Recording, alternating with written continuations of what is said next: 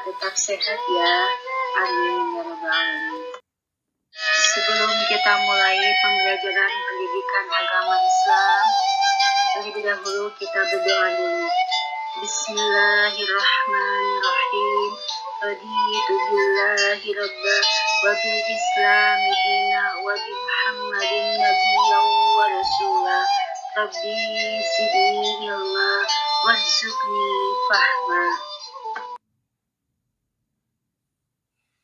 Alhamdulillah, pada kesempatan ini kita bisa belajar kembali dalam pelajaran pendidikan agama Islam.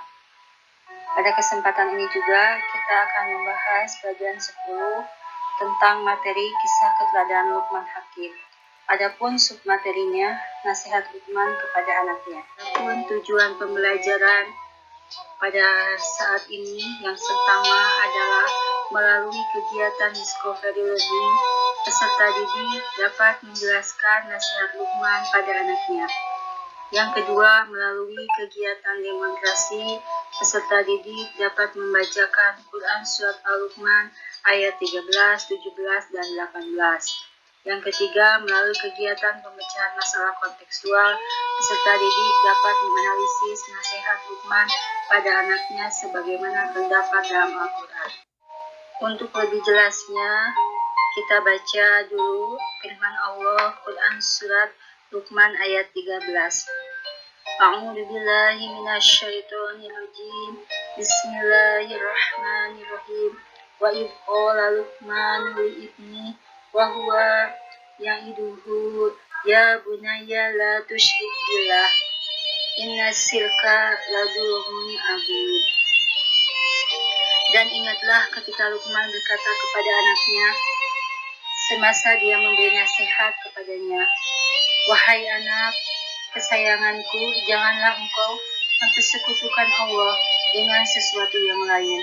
Sesungguhnya perbuatan syirik itu adalah satu kezaliman yang besar.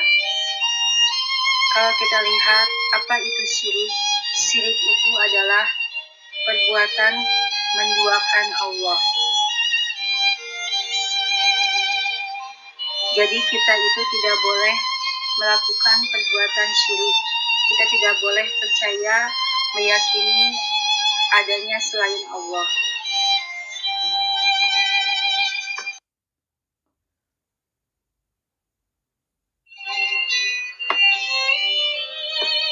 Apa saja perbuatan syirik kepada Allah, yaitu diantaranya kita mempercayai dukun atau peramal tentang kalau kita menanyakan sesuatu hal kepadanya. Kemudian kita meminta kepada kuburan atau kepada nenek moyang yang sudah meninggal. Itu juga adalah perbuatan syirik kepada Allah. Atau kita meyakini adanya selain Allah yang bisa memberikan berkah kepada kita. Itu adalah salah satu di antaranya syirik kepada Allah.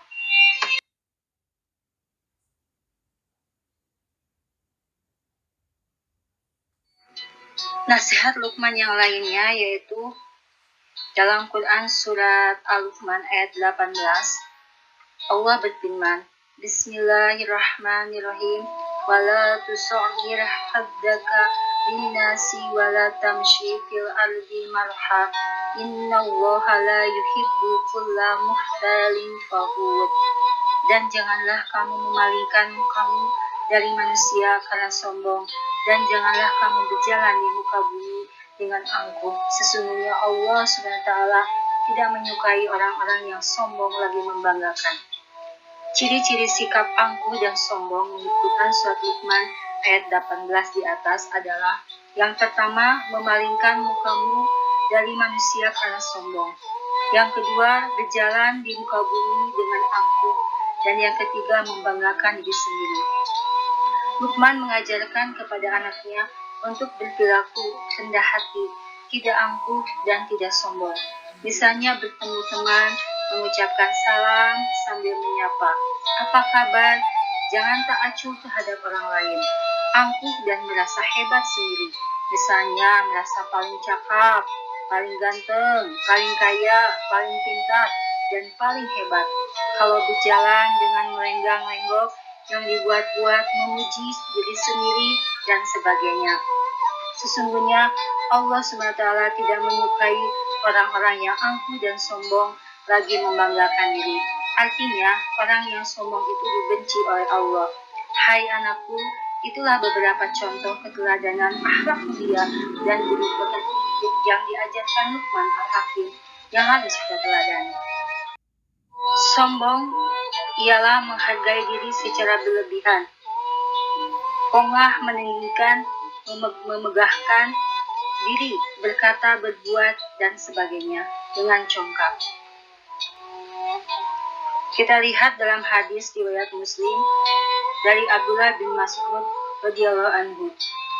Tidak akan masuk surga orang yang terdapat sebesar biji jarak kesombongan dalam hatinya. Kemudian dalam hadis yang lainnya, janganlah engkau sombong dengan kebenaran yang datang. Sombong itu adalah menolak kebenaran dan merendahkan orang lain.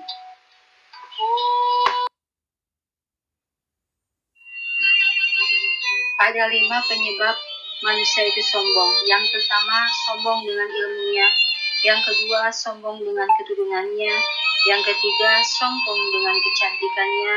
Yang keempat, sombong dengan kekuatan atau kuasa. Yang kelima, sombong dengan kekayaannya. Dan yang keenam, sombong dengan kawan atau kenalannya. Bagaimana akibat buruk sifat sombong di akhirat? Rasulullah SAW bersabda, orang-orang yang sombong pada hari kiamat akan dikumpulkan dalam keadaan seukuran semut dalam rupa manusia. Mereka akan diliputi kehinaan dari segala tempat. Mereka akan digiring menuju sebuah penjara di neraka jahanam yang dinamakan bulas. Dari arah atasnya mereka ditimpakan apinya api. Mereka akan diberi minum dari nanah dan cairan lukanya penduduk neraka. Hadis riwayat Tirmidzi.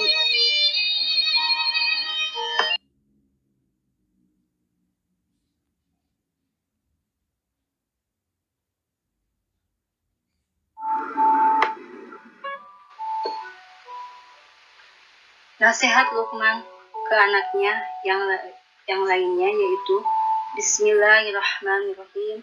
Ya bunayya aqimis salata wa'mur bil ma'ruf wanha 'anil munkar wasbir 'ala ma asabak inna dzalika min azmil umur. Hai anakku, dirikanlah salat dan suruhlah manusia berbuat yang ma'ruf dan cegahlah mereka dari perbuatan yang munkar. Dan bersabarlah terhadap apa yang menimpamu.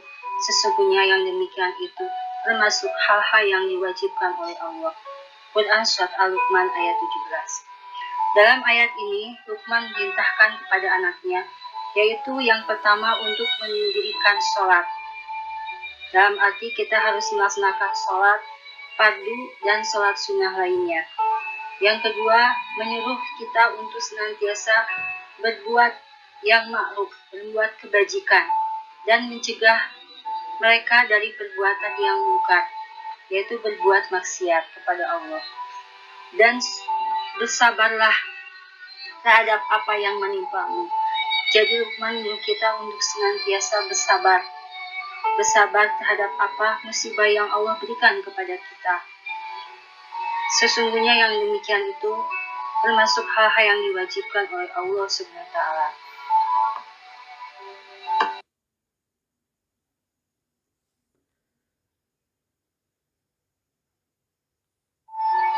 Contoh lain berbuat baik di antaranya yang pertama kita mengerjakan sholat, yang kedua kita memohon kepada Allah dengan cara berdoa, yang ketiga kita berbakti kepada orang tua, yang keempat kita menghormati guru dan menaati segala perintahnya, kemudian yang selanjutnya adalah kita mengaji dalam arti menuntut ilmu agama untuk bekal kita di akhirat nanti. Kemudian kita belajar menuntut ilmu, baik itu ilmu akhirat maupun ilmu dunia. Selanjutnya kita menjaga kebersihan, kemudian saling menghormati dan menghargai di antara teman-teman, sehingga gairah hidup rukun.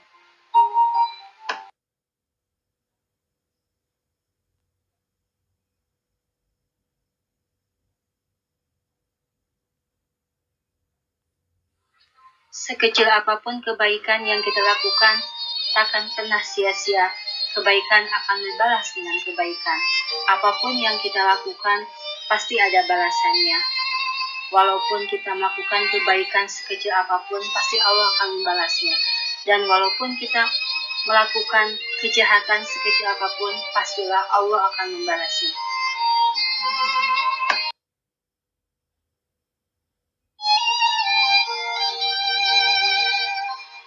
Ada 6 nasihat Luqman yang kita simpulkan dari pembelajaran ini.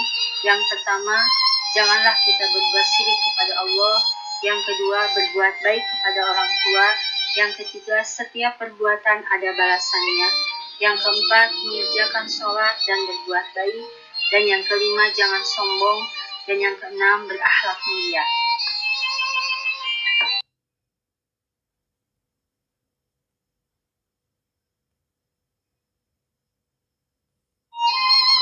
Sebagai akhir dari pembelajaran ini, kita kerjakan latihannya. Yang pertama, jawablah pertanyaan-pertanyaan di bawah ini dengan benar dan jelas. Silakan kalian isi pertanyaan tersebut dengan benar.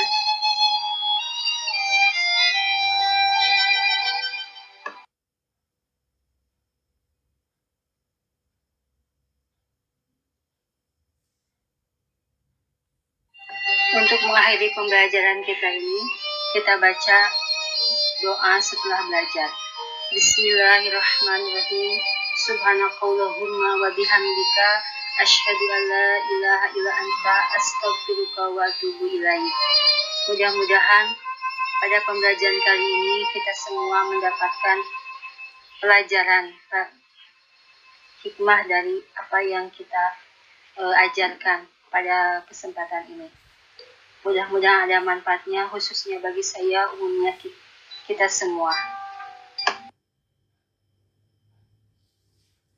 Wabillahi taufiq wal hidayah. Wassalamualaikum warahmatullahi wabarakatuh.